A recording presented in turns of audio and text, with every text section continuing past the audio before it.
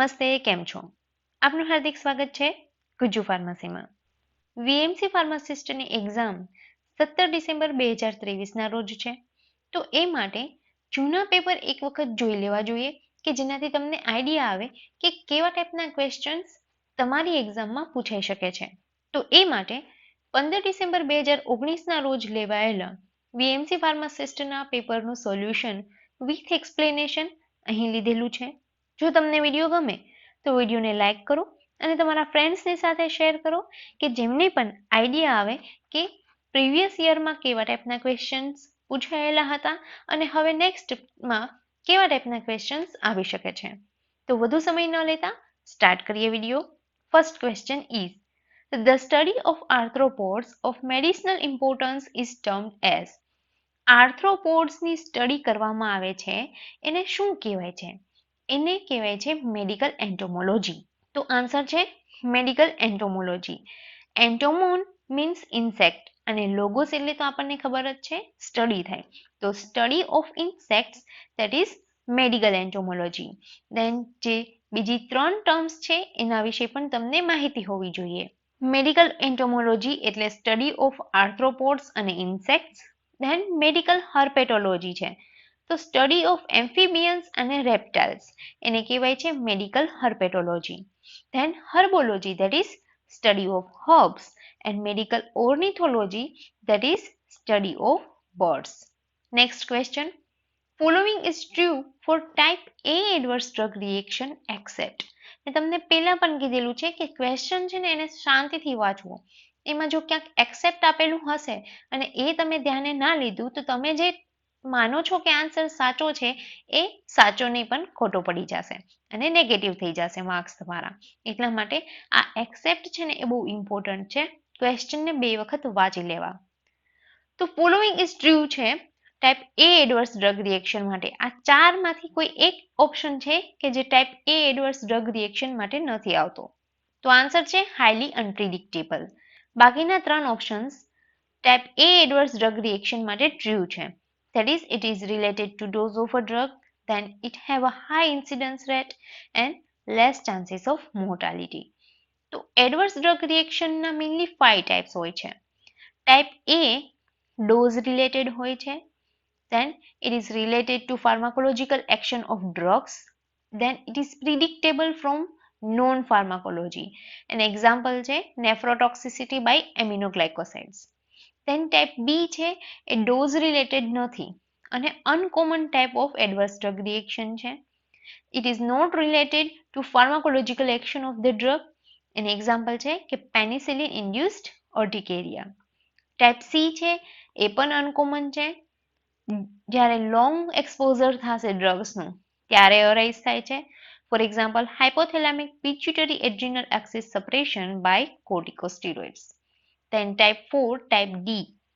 Prolonged exposure of drugs એના લીધે type D adverse drug reaction create થાય છે. For example, dyskinesia which is caused by antipsychotic medication. And type 5 that is type E. Termination of treatment then after આ ટાઈપની adverse drug reaction arise થશે. For example, tachyphylaxis. Then question number 3. Pharmacodynamics is the science that is deals with pharmacodynamics, that is what drug does to the body. તો એના માટે શું સાચું આવશે? Cost of drug, metabolism of drug, mechanism of action of drug કે dispensing of drug. તો answer આવે છે C, mechanism of action of drug. તો ફાર્માકોડાયનેમિક અને ફાર્માકોકાઇનેટિક. તો ફાર્માકોડાયનેમિક અને કાઇનેટિકમાં તમે એકને યાદ રાખી લેશો એટલે બીજું તમને એની મેળે આવડી જશે. ફાર્માકોડાયનેમિક એટલે શું થાય? What drug does to the body, right? That is pharmacodynamics. And what is pharmacokinetic? What body does to the drug. That is pharmacokinetic. કે જેમાં શું આવે? ADME આપણને ખબર જ છે. ADME એટલે એબ્ઝોર્પ્શન, ડિસ્ટ્રીબ્યુશન, મેટાબોલિઝમ અને એક્સક્રીશન. તો તમે સિમ્પલ માનો કે લોજિક લગાડો, તમને કન્ફ્યુઝન થતું હોય, યાદ ના રહેતું હોય તો સિમ્પલ લોજિક લગાડવાનું કે ફાર્માકોકાઇનેટિકમાં શું આવે છે? ADME. એ તો બધાના યાદ જ હોય, બરોબર? તો આ ADME કોનું થાય છે? બોડીનું થાય છે? નહીં, ડ્રગનું થાય છે ને. તો ડ્રગનું ADME થાય છે, કરાવે છે કોણ? બોડી. તો what body does to the drug, that is pharmacokinetic. અને ફાર્માકોડાયનેમિક, તમને ફાર્માકોકાઇનેટિક યાદ હોય એટલે ડાયનેમિક તો આવડી જાય. What drug does to the body, that is pharmacodynamics, કે જેમાં શું આવે, મિકેનિઝમ ઓફ એક્શન આવશે ડ્રગની, રાઈટ, કે જે આપણો આન્સર છે. Next question 4. All are endogenous catecholamines except. મેં કીધું ને કે એક્સેપ્ટ છે ને બહુ ઇમ્પોર્ટન્ટ છે. તમે ધ્યાને ના લીધું ને તો તમે આમાંથી જે પણ તમને યાદ હશે ટીક કરીને આવતા રહેશો, પછી જોશો કે અરે મારું તો ખોટું પડ્યું. તો શું પૂછ્યું છે, એન્ડોજીનસ કેટેકોલામિન્સ છે એમાંથી કયું એક નથી, એક્સેપ્ટ પૂછેલું છે. તો તમને પહેલા તો એ ખબર હોવી જોઈએ કે એન્ડોજીનસ કેટેકોલામિન કયા કયા છે. તો એન્ડોજીનસ કેટેકોલામિનમાં આવે છે એડ્રીનાલિન, નોરેડ્રીનાલિન અને ડોપામિન. આ ત્રણેય એન્ડોજીનસ કેટેકોલામિન છે. જ્યારે ડોબ્યુટામિન છે એ કેટેકોલામિન છે, પણ કેવું છે, એક્ઝોજીનસ કેટેકોલામિન્સ છે, રાઈટ. તો આન્સર શું આવશે, એ, ડોબ્યુટામિન, રાઈટ. તો એ તો ખબર પડી ગઈ, એન્ડોજીનસમાં ત્રણ આવે છે, નોરેડ્રીનાલિન, એડ્રીનાલિન અને ડોપામિન. કેટેકોલામિન છે એ શું કરશે, it increases the amount of glucose which is released into the blood. Then next question number 5. Ergometrin is useful in. Ergometrin છે એ કઈ કન્ડિશનમાં યુઝ થશે? તો આન્સર આવે છે પોસ્ટમોર્ટમ હેમરેજ હોય એમાં ergometrin યુઝફુલ છે. Then question number 6. Factor governing volume of distribution of drug is. તો કયો ફેક્ટર છે which is governing volume of distribution of drug? તો આન્સર શું આવશે, all of the above. B કે વેલ્યુ ડ્રગની અફેક્ટ કરે, then degree of plasma protein binding પણ વોલ્યુમ ઓફ ડિસ્ટ્રીબ્યુશનને અફેક્ટ કરશે, અને less body mass ratio of fat છે એ પણ અફેક્ટ કરશે વીડીને. તો આન્સર આવે છે all of the above. Next question number 7. Who among the following is referred as father of Indian pharmacy? વારે વારે પૂછાયેલો ક્વેશ્ચન છે, બહુ મોસ્ટ ઇમ્પોર્ટન્ટ કહી શકાય એવો ક્વેશ્ચન છે. આનો આન્સર યાદ રાખી જ લેવાનો. તો આન્સર શું આવે છે, ફાધર ઓફ ઇન્ડિયન ફાર્મસી બધાને આવડતું જ હોય અને આવડવું જોઈએ. આન્સર આવે છે એમએલ શ્રોફ. ફૂલ ફોર્મ શું છે એમએલ શ્રોફનું, મહાદેવલાલ શ્રોફ. ઓકે, તો એમએલ શ્રોફ છે એ ફાધર ઓફ ઇન્ડિયન ફાર્મસી છે. તો બાકીના ત્રણ ઓપ્શન વિશે પણ તમને ખ્યાલ હોવો જોઈએ. તો એચજી ખુરાના છે father of artificial genetics. Then RN. Chopra એટલે કે Ramnath Chopra father of Indian pharmacology. Then ML Shroff, Mahadevlal Shroff father of Indian pharmacy. અને પ્રોફેસર અસીમા ચેટર્જી છે એ ફર્સ્ટ ફિમેલ સાયન્ટિસ્ટ છે ઇન્ડિયાના કે જેને એવોર્ડ મળેલો છે ડોક્ટર ઓફ સાયન્સ ડિગ્રીમાં. એમને શું કર્યું છે, જે મેડિસિનલ પ્રોપર્ટીઝ હોય પ્લાન્ટની, ઇન્ડિયન જે બી પ્લાન્ટ છે એની મેડિસિનલ પ્રોપર્ટી શું હોય એની સ્ટડી કરેલી છે, અને એમને જે ડેવલપમેન્ટ કરેલું છે ડ્રગ્સનું, એ બધી ડ્રગ્સ ઇપિલિપ્સી, મેલેરિયા, કેન્સર જેવા ડિસીઝની ટ્રીટમેન્ટ માટે યુઝ થાય છે. તો first female scientist in India, તો શું આવે, પ્રોફેસર અસીમા ચેટર્જી. આ ટાઈપના ક્વેશ્ચન છે એ વારે વારે એક્ઝામમાં પૂછાય છે. Next, which of the following is called as milk of magnesia. આ પણ ઘણી વાર એક્ઝામમાં આવી ગયેલો ક્વેશ્ચન છે. તો આપણે એમ કહી શકાય કે મોસ્ટ ઇમ્પોર્ટન્ટ ક્વેશ્ચન છે અને સાવ ઇઝી છે, બધાને આવડતો જ હોય. મિલ્ક ઓફ મેગ્નેશિયમમાં શું આવે, આન્સર આવે છે magnesium hydroxide, MgOH twice. Okay, તો બાકીના નામ છે એ પણ તમારે જાણી લેવા જોઈએ. મેગ્નેશિયમ હાઇડ્રોક્સાઇડ તો આપણે જોયું, મિલ્ક ઓફ મેગ્નેશિયા કહેવાય. મેગ્નેશિયમ ક્લોરાઇડને મેગ્નેશિયમ ડાયક્લોરાઇડ અથવા તો ક્લોરોમેગ્નેસાઇડ કહેવાય છે. મેગ્નેશિયમ ઓક્સાઇડનું સિનોનિમ છે magnesia.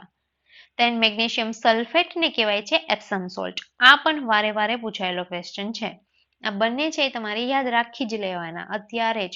Okay, then next, the protein DNA complex in higher organism is called chromatin. તો what is transferrin? ટ્રાન્સફેરિનનું કામ શું છે, ટ્રાન્સપોર્ટ કરવાનું. કોને ટ્રાન્સપોર્ટ કરે છે, એક ટાઈપનું પ્લાઝમા પ્રોટીન છે કે જે આયરનને બ્લડમાંથી લીવરમાં, સ્પ્લીનમાં અને બોન મેરોમાં ટ્રાન્સપોર્ટ કરશે, રાઈટ, ધેટ ઇઝ ટ્રાન્સફેરિન. ક્રોમાટિન શું છે, એક જીનેટિક મટીરિયલ છે કે જે ડીએનએ, આરએનએ અને પ્રોટીનનું બનેલું હોય કે જે શું કરાવે, ક્રોમોઝોમનું ફોર્મેશન કરાવે છે યુકેરિયોટિક ઓર્ગેનિઝમમાં, right, that is chromatin. Then interferon શું છે, ઇન્ટરફેરોન છે એક ગ્રુપ ઓફ સિગ્નલિંગ પ્રોટીન છે કે જે હોસ્ટ સેલમાંથી જ બનશે અને રિલીઝ થાય છે ઇન રિસ્પોન્સ ટુ વાયરસ. જ્યારે વાયરસ પ્રેઝન્ટ હોય ત્યારે હોસ્ટ સેલમાંથી જ ફોર્મ થશે અને એ સિગ્નલિંગ પ્રોટીન છે એ સિગ્નલ આપવા માટે રિલીઝ થશે હોસ્ટ સેલમાંથી, રાઈટ, ધેટ ઇઝ ઇન્ટરફેરોન. અને નેક્સ્ટ છે ડિસ્ટ્રોફિન. ડિસ્ટ્રોફિન છે એ શું છે? ડિસ્ટ્રોફિન છે એ રોડ શેપનું સાયટોપ્લાઝમિક પ્રોટીન છે કે જે મેઇનલી શું કરે છે? એ પ્રોટીન કોમ્પ્લેક્સનો જ એક પાર્ટ છે કે જે સાયટોસ્કેલેટન હોય એને એક્સ્ટ્રા સેલ્યુલર મેટ્રિક્સની સાથે કનેક્ટ કરે છે. ઓકે, તો એ છે dystrophin. Next question, in zero order kinetic. તો ઝીરો ઓર્ડર કાઇનેટિક માટે આ ચારમાંથી કયો ઓપ્શન આવે તમારે સિલેક્ટ કરવાનું છે. કોન્સ્ટન્ટ ફ્રેક્શન ડ્રગનું એલિમિનેટ થશે, કે ડ્રગનું એલિમિનેશન જ નહીં થાય, કે પછી constant amount of drug eliminate થાય છે, કે નન ઓફ ધ અબોવ. તો ઝીરો ઓર્ડર કાઇનેટિક અને ફર્સ્ટ ઓર્ડર કાઇનેટિક એનો બહુ બેઝિક કોન્સેપ્ટ છે, ફાર્માકોલોજીમાં આવે છે, તમને ખબર જ હોય, પણ કન્ફ્યુઝન રહેતું હોય તો એને યાદ રાખી લેવો જોઈએ. તો ઝીરો ઓર્ડર એટલે આપણને ખબર જ હોય કે ઝીરો ઓર્ડર હોય એ કોન્સન્ટ્રેશન ઉપર ડિપેન્ડ ના કરતું હોય. ફર્સ્ટ ઓર્ડરમાં કોન્સન્ટ્રેશન ઉપર ડિપેન્ડ કરતું હોય. એ તો બહુ સિમ્પલ કોન્સેપ્ટ છે, તમને આવડતો જ હોય. તો પહેલા તો આ ક્વેશ્ચનનો આન્સર આવે છે constant amount of drug is eliminated in unit time. તો ઝીરો ઓર્ડર કાઇનેટિક અને first order kinetic.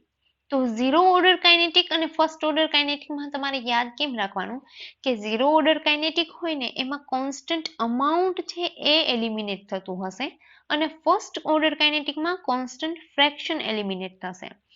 F F first order કાઇનેટિકમાં ફ્રેક્શન કોન્સ્ટન્ટ એલિમિનેટ થાય અને ઝીરો ઓર્ડર કાઇનેટિકમાં અમાઉન્ટ છે એ કોન્સ્ટન્ટ એલિમિનેટ થતું હોય. એટલે કેવી રીતે? એના માટે એક એક્ઝામ્પલ જોઈએ, તમને ઇઝીલી સમજાઈ જશે કે ઝીરો ઓર્ડર કાઇનેટિક છે. માનો કે આપણે ડોઝ છે એ 100 mg લીધેલો છે, તો 100 mg માંથી એલિમિનેટ થાય છે કેટલું? Constant amount. તો હવે માનો કે આફ્ટર 1 hour અમાઉન્ટ છે ને, અમાઉન્ટ બોલું છું, રાઈટ, 20 mg અમાઉન્ટ છે એ એલિમિનેટ થાય છે. તો આફ્ટર 1 hour કેટલું રહેશે? 80 mg રહેશે, right. Then further after 1 hour ફરીથી કોન્સ્ટન્ટ અમાઉન્ટ એટલે કે 20 mg છે એલિમિનેટ થશે, તો કેટલું અમાઉન્ટ રહેશે? 60 mg રહેશે. ધેન ફર્ધર આફ્ટર 1 hour ફરીથી 20 mg એલિમિનેટ થયું, તો કેટલું રહેશે? 40 mg બોડીમાં પ્રેઝન્ટ હશે, રાઈટ. હવે સેમ ફર્સ્ટ ઓર્ડર જોઈએ, તો ફર્સ્ટ ઓર્ડરમાં સેમ માનો કે 100 mg જ ડોઝ લીધેલો છે, તો એમાં શું થાય છે? કોન્સ્ટન્ટ ફ્રેક્શન છે એ એલિમિનેટ થાય છે, એટલે માનો કે હાફ થાય છે. કોન્સ્ટન્ટ ફ્રેક્શનમાં આપણે એમ માનીએ કે માનો કે હાફ થાય છે, તો હાફ એટલે કેવી રીતે? 100 છે તો આફ્ટર 1 hour શું થશે? 50 થશે. ફર્ધર આફ્ટર 1 hour શું થશે? 25 થશે. ફર્ધર આફ્ટર 1 hour શું થશે? 12.5 mg છે એ બોડીમાં પ્રેઝન્ટ હશે. તો તમે ડિફરન્સ જોઈ શકો છો કે 1 + 1 + 1. આફ્ટર 3 hour બોડીમાં કેટલું પ્રેઝન્ટ છે? 12.5 mg ફર્સ્ટ ઓર્ડરમાં. અને આફ્ટર 3 hour ઝીરો ઓર્ડરમાં કેટલું પ્રેઝન્ટ છે બોડીમાં? 40 mg જેટલું પ્રેઝન્ટ છે, રાઈટ. તો આ ડિફરન્સ છે કે અમાઉન્ટ કોન્સ્ટન્ટ તો ઝીરો ઓર્ડર અને fraction constant first order, right. Zero ઓર્ડરમાં rate of elimination is independent of plasma concentration. Plasma concentration ઉપર ડિપેન્ડ નહીં કરે અને ફર્સ્ટ ઓર્ડરમાં પ્લાઝમા કોન્સન્ટ્રેશન ઉપર ડિપેન્ડ કરશે. શું? Rate of elimination of drug, right. Half life છે એ ઝીરો ઓર્ડર કાઇનેટિકમાં કોન્સ્ટન્ટ નહીં મળે તમને, જ્યારે ફર્સ્ટ ઓર્ડર કાઇનેટિકમાં કોન્સ્ટન્ટ હાફ લાઈફ મળશે. ક્લિયરન્સ છે એ પણ ઝીરો ઓર્ડર કાઇનેટિકમાં કોન્સ્ટન્ટ નહીં મળે, જ્યારે ફર્સ્ટ ઓર્ડર કાઇનેટિકમાં ક્લિયરન્સ છે કેવું મળશે? કોન્સ્ટન્ટ મળશે. ઓકે ઓકે, આઈ હોપ તમને સમજાઈ ગયું હશે અને યાદ પણ રહી ગયું હશે. નેક્સ્ટ ક્વેશ્ચન જોઈએ. Following antithyroid agent is preferred in pregnancy. ચારે એન્ટીથાઇરોઇડ જ છે, પણ કયું એન્ટીથાઇરોઇડ પ્રેગ્નન્સીમાં પ્રિફર થાય છે એ આન્સર આપવાનો છે. આન્સર આવે છે સી, પ્રોપાઇલથાયોયુરાસિલ, કે જે પ્રેગ્નન્સીમાં પ્રિફર થાય છે. તો એન્ટીથાઇરોઇડ ડ્રગ્સ કે જે થાઇરોટોક્સિકોસિસ કે ગ્રેવ્સ ડિસીઝમાં યુઝ થશે. કઈ કઈ એન્ટીથાઇરોઇડ ડ્રગ આવે? Propylthiouracil, then methimazole, then carbimazole, radioactive iodine. All can cross placenta. બધી ડ્રગ છે પ્લાસેન્ટાને ક્રોસ કરશે. Then having high risk of congenital goitre and hypothyroidism. And lowest dose of antithyroid drugs should be used. કે જેમાંથી propylthiouracil છે એ preferable છે in pregnancy. Next question is trachoma is an infectious disease of. Trachoma છે એ બોડીના કયા પાર્ટને affect કરશે? તો આન્સર આવે છે eyes. Then phylloquinone is another name for. વિટામિનના કેમિકલ નેમ છે, વિટામિનના અનધર નેમ છે, એ બધી એક્ઝામમાં એના કોઈના કોઈ ક્વેશ્ચન્સ પૂછાતા જ હોય છે. તો આન્સર શું આવશે? વિટામિન કે. વિટામિન કે નું અનધર નેમ શું છે? ફાઇલોક્વિનોન. વિટામિન્સ અને એના અનધર નેમ અને વિટામિન્સ અને એની ડેફિશિયન્સીથી થતા ડિસીઝ, આના ક્વેશ્ચન્સ બધી એક્ઝામમાં હોય અને હોય જ છે. તો આજે જ અને અત્યારે જ એને યાદ રાખી લો. વિટામિન એ ને શું કહેવાય? રેટિનોલ. B1 ને શું કહેવાય? થાયામિન. B2 ને રિબોફ્લેવિન. B3 નિયાસિન અથવા nicotinic acid. Then B5 pantothenic acid. B6 pyridoxine. B7 biotin. B9 folic acid. Then B12 cyanocobalamin. Right? B complex અને સી એ શું છે? વોટર સોલ્યુબલ છે. રાઈટ? અને એ ડી ઈ કે એ શું છે? ફેટ સોલ્યુબલ છે. ઓકે? ધેન એનું શું નામ છે? રેટિનોલ. ડી નું શું નામ છે? કેલ્સીફેરોલ, કોલકેલ્સીફેરોલ. ધેન ઈ ટોકોફેરોલ. કે છે એને શું કહેવાય? ફાઇલોક્વિનોન. ઓકે? ધેન એની ડેફિશિયન્સીથી થતા ડિસીઝ. તો વિટામિન એ ની ડેફિશિયન્સીથી શું થાય? Night blindness. ધેન ડી ની ડેફિશિયન્સી હોય તો રિકેટ્સ અને ઓસ્ટિયોમલેશિયા થશે. ઈ ની ડેફિશિયન્સી હોય તો લેસ ફર્ટિલિટી પ્રોડ્યુસ થાય. ધેન કે ની ડેફિશિયન્સીથી શું થાય? કે છે એ બ્લડ ક્લોટિંગ માટે ઇમ્પોર્ટન્ટ છે. હવે કે જ ના પ્રેઝન્ટ હોય બોડીમાં તો બ્લડનું ક્લોટિંગ નહીં થાય. ધેન બી કોમ્પ્લેક્સમાં B1 ની ડેફિશિયન્સીથી થાય બેરીબેરી. ધેન B2 તો અરેબોફ્લેવિનોસિસ. B3 પેલાગ્રા. પેલાગ્રાનો ક્વેશ્ચન વારે એક્ઝામમાં હોય છે, મોસ્ટ ઇમ્પોર્ટન્ટ છે. B5 પેરેસ્થેશિયા. B6 anaemia. B7 ડર્મેટાઇટિસ અને એન્ટેરાઇટિસ ઇન્ફ્લામેશન કોઝ કરે. B9 B12 આ પણ મોસ્ટ ઇમ્પોર્ટન્ટ છે, વારે એક્ઝામમાં ઘણી બધી એક્ઝામમાં હોય છે. મેગાલોબ્લાસ્ટિક એનિમિયા. ઓકે? તો આ બહુ મોસ્ટ ઇમ્પોર્ટન્ટ છે અને તમારે યાદ રાખી લેવા જોઈએ. આના ક્વેશ્ચન્સ બધી એક્ઝામમાં હોય અને હોય જ છે. તો એ તમારે યાદ રાખી જ લેવાના. Then next question, selective COX-2 inhibitor is. તો આન્સર શું આવે છે? ઇટોરિકોક્ઝિબ. Selective COX-2 inhibitor. તો આ કયું ક્લાસિફિકેશન થયું? તમને ક્લાસિફિકેશન આવડવું જોઈએ તો તમને આન્સર આવડે. તો આ કયું ક્લાસિફિકેશન થશે? નસીડ્સનું. Non steroidal anti inflammatory drugs, કે જેમાં શું આવે?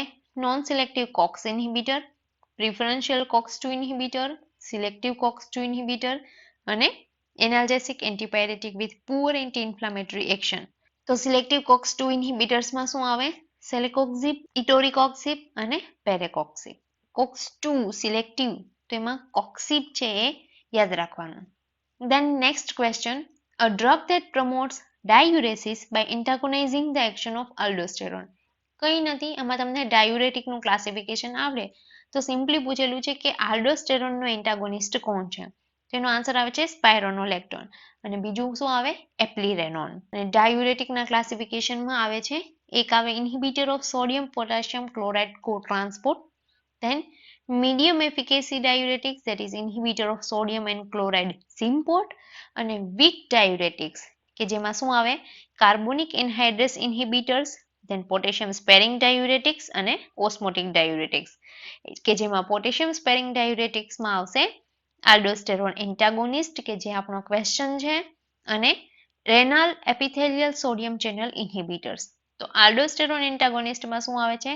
સ્પાયરોનોલેક્ટોન અને એપ્લિરેનોન. આ છે એક ક્વેશ્ચન વારે પૂછાયેલો છે સ્પાયરોનોલેક્ટોનનો.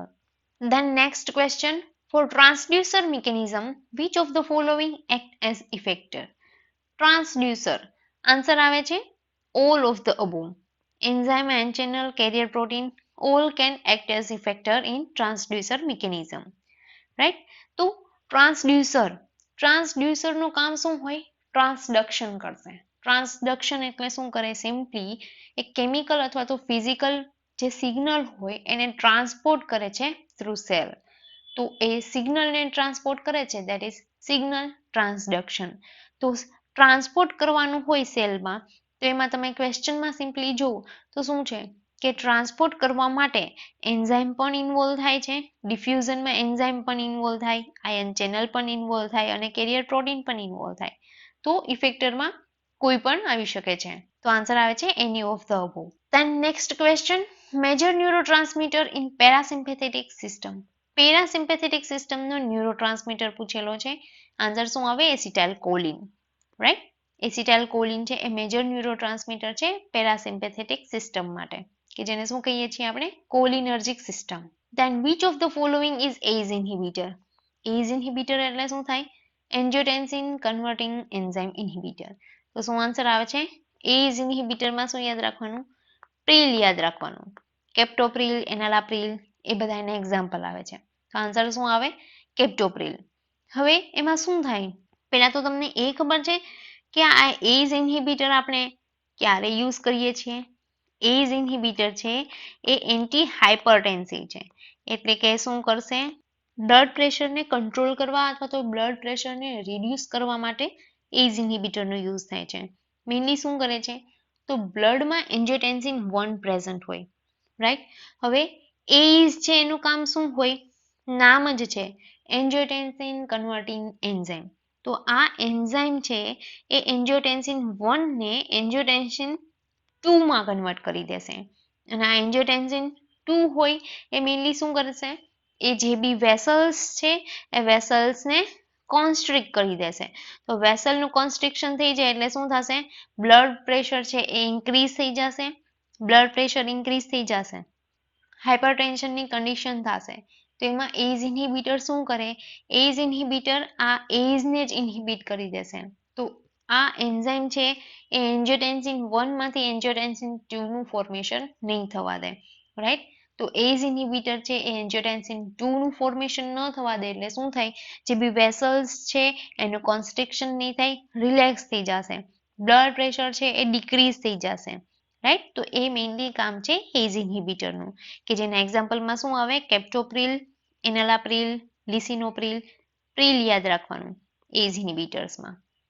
Next question, non proprietary name of the drug is. તો બહુ સિમ્પલ ક્વેશ્ચન પૂછેલો છે. ફાર્માકોલોજીમાં સૌથી આગળ જ આવે છે નોમેનક્લેચર ઓફ ડ્રગમાં, કે કેટલી ટાઈપના નોમેનક્લેચર હોઈ શકે છે ડ્રગ માટે. તો આન્સર શું આવશે? Non proprietary name of the ડ્રગમાં generic name of the drug.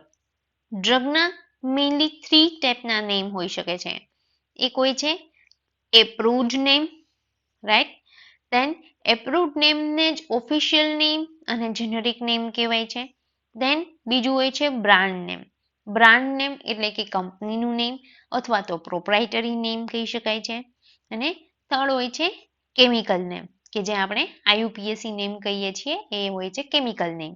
Okay, તો આન્સર શું આવે છે આપણું? Non proprietary name of the drug is generic name of the drug. Then true about teratogenicity of drug is all except. ડ્રગની ટેરાટોજેનિસિટી માટે કોઈ એક sentence છે કે જે ફોલ્સ છે, બાકીના છે એ ટ્રુ છે. તો આન્સર શું આવે છે?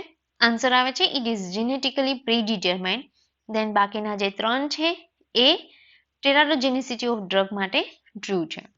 એન્વાયરમેન્ટ ઇન્ફ્લુઅન્સ કરે છે. Then it is related to dose of the teratogenic drug and affect specifically at particular phase of development of fetus.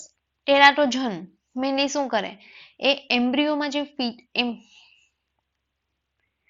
Teratogen mainly શું હોય? એજન્ટ હોય કે જે ડિસ્ટર્બ કરે development of embryo, right?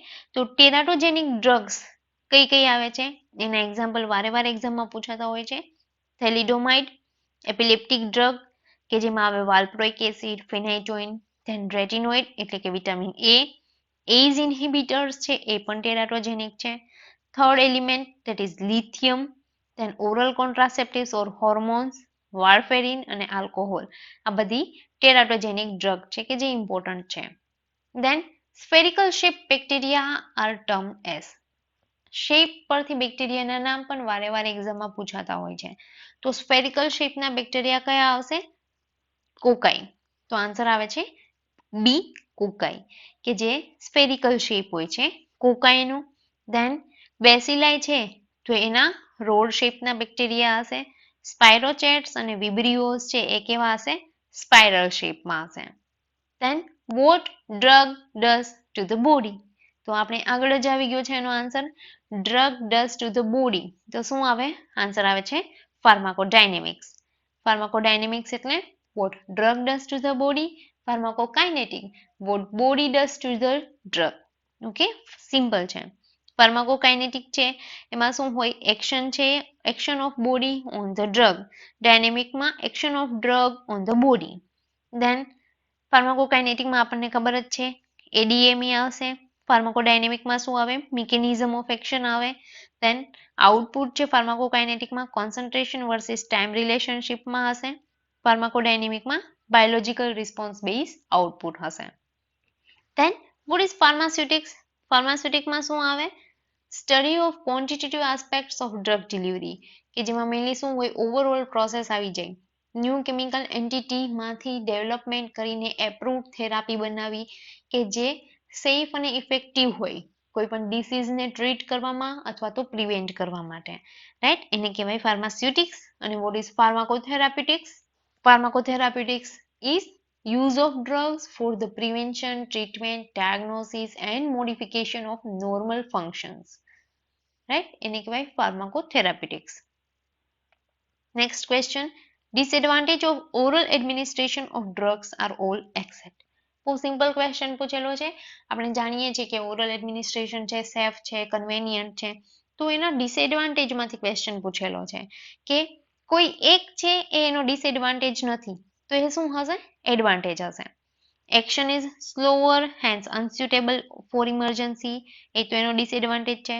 It may cause nausea and vomiting, right? એ પણ એનો disadvantage છે. Passage through liver potentiates most drug. આ છે એ એનો ડિસએડવાન્ટેજ નથી. તો આન્સર આવે છે સી. અને many drugs are not absorb from GI tract.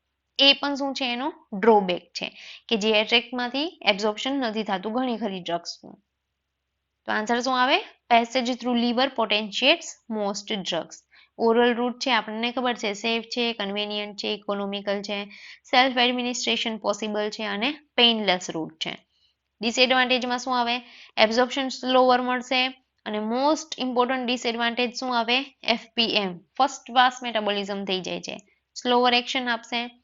Irritable અને અનપેલેટેબલ ડ્રગ્સ હોય તો એના માટે ઓરલ રૂટ છે કન્વેનિયન્ટ નથી.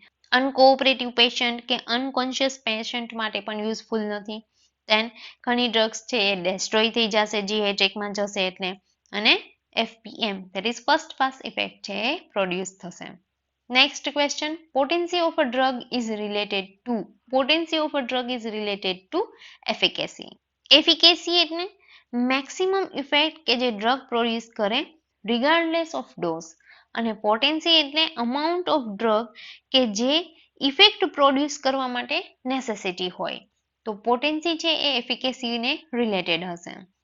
Causes of vitamin B12 deficiency. Vitamin B12 ડેફિશિયન્સીનો કયો કોઝ હોઈ શકે?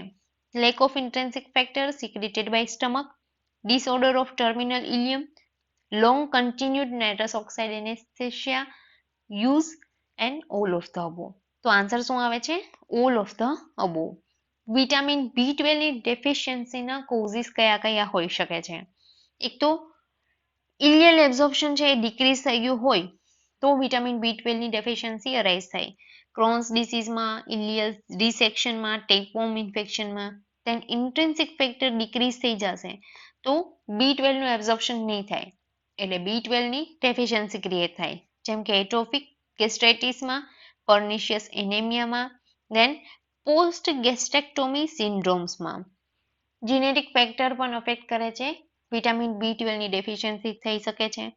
then ઇનએડિક્વેટ ઇન્ટેક હોય, આલ્કોહોલનો એબ્યુઝ હોય, પેશન્ટ ઓલ્ડર હોય અથવા તો જે સ્ટ્રિક્ટલી વેગાન્સ હોય, વેજીટેરિયન્સ હોય એમને પણ B12 ની ડેફિશિયન્સી થઈ શકે છે.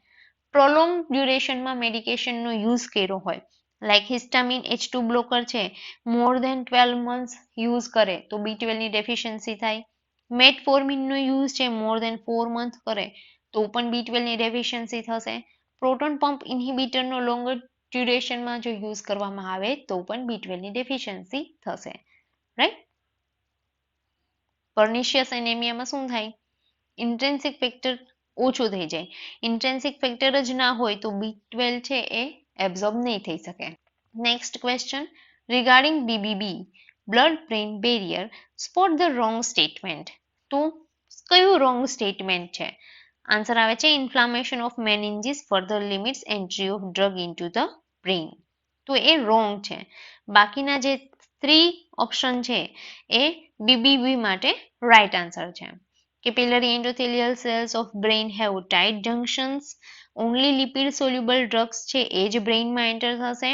Then BBB is deficient at CTZ and anterior hypothalamus. Next question. Which of the following statement is true for phase 4 clinical trials? તો આન્સર શું આવે છે? પોસ્ટ માર્કેટિંગ સર્વેલિયન્સ છે એ કેરીડ આઉટ કરવામાં આવે છે 4th ફેઝમાં. તો આપણને ખબર છે ક્લિનિકલ ટ્રાયલમાં મેઇનલી 4 ફેઝ હોય છે. ફેઝ 1, ફેઝ 2, ફેઝ 3 અને ફેઝ 4. ફેઝ 4 માં શું આવે છે? પોસ્ટ એપ્રુવલ સર્વેલન્સ કરવામાં આવે છે. Then drug of choice for anaphylactic shock. તો કઈ ડ્રગ યુઝ થશે? એડ્રીનાલિન. એડ્રીનાલિન છે એનાફાઇલેક્ટિક શોકમાં યુઝ થશે. Next question is what is oxidation? Oxidation એટલે શું થાય? Removal of hydrogen, right. Oxidation શું થાય? Loss of hydrogen. Then in term of ઇલેક્ટ્રોન્સમાં જો આપણે કેવું હોય તો લોસ ઓફ ઇલેક્ટ્રોન તો એ થશે ઓક્સિડેશન અને ગેઇનિંગ ઓફ ઇલેક્ટ્રોન તો એ થાય reduction process. Next which of the following serves as one of the laboratory for producing oral polio vaccine? તો આન્સર શું આવે છે? Pasteur Institute of India, Coonoor. કુનુરમાં જે ઇન્સ્ટિટ્યૂટ છે એ મેઇનલી ઓરલ પોલિયો વેક્સિનનું પ્રોડક્શન કરે છે. તો બાકીની જે 3 છે એના વિશે તમને ખ્યાલ હોવો જોઈએ. સેન્ટ્રલ રિસર્ચ ઇન્સ્ટિટ્યૂટ કસૌલી કે જ્યાં લાર્જ સ્કેલમાં પ્રોડક્શન થાય છે બેક્ટેરિયલ અને વાયરલ વેક્સિન અને સીરમનું. Then central India pharmacopoeia laboratory Ghaziabad કે જ્યાં આ જે લોકેશન છે એ પણ યાદ રાખવા જરૂરી છે. ઘણી એક્ઝામમાં જે ઇન્સ્ટિટ્યૂટ છે એના લોકેશન પૂછાય છે કે આ કઈ જગ્યાએ આવેલું છે, રાઈટ. તો આનું કામ શું છે? એ ડોક્યુમેન્ટ પબ્લિશ કરશે, ન્યૂ મોનોગ્રાફનું એડિશન કરશે, જે પણ એક્ઝિસ્ટિંગ ફોર્મ છે એનું શું કરશે? અપડેટ કરશે કે જેનાથી મેડિસિન અને જે ડ્રગ્સ છે એની ક્વોલિટી ઇમ્પ્રૂવ થાય, right. Then department of biochemical engineering IIT New Delhi એ મેઇનલી શું કરે છે? It provides model for integrated approach toward education plus research and development of various bioprocesses. અને જે પેસ્ચ્યોર ઇન્સ્ટિટ્યૂટ ઓફ ઇન્ડિયા કુનુરમાં છે મેઇનલી શું કરે? ઓરલ પોલિયો વેક્સિનના પ્રોડક્શન માટે એનો આન્સર આવશે. નેક્સ્ટ એના પછીના જે પણ ક્વેશ્ચન્સ છે એનું સોલ્યુશન વિથ એક્સપ્લેનેશન નેક્સ્ટ પાર્ટમાં લેશું. આઈ હોપ તમને આ વિડીયો ગમ્યો હશે. તો વિડીયોને લાઇક કરો, તમારા ફ્રેન્ડ્સની સાથે શેર કરો અને આવા ને આવા તમારી ફિલ્ડના વિવિધ વિડીયો જોવા માટે અમારી YouTube ચેનલને સબસ્ક્રાઇબ કરીને બાજુમાં રહેલું બેલ આઇકોન પ્રેસ કરી દો. Thank you very much.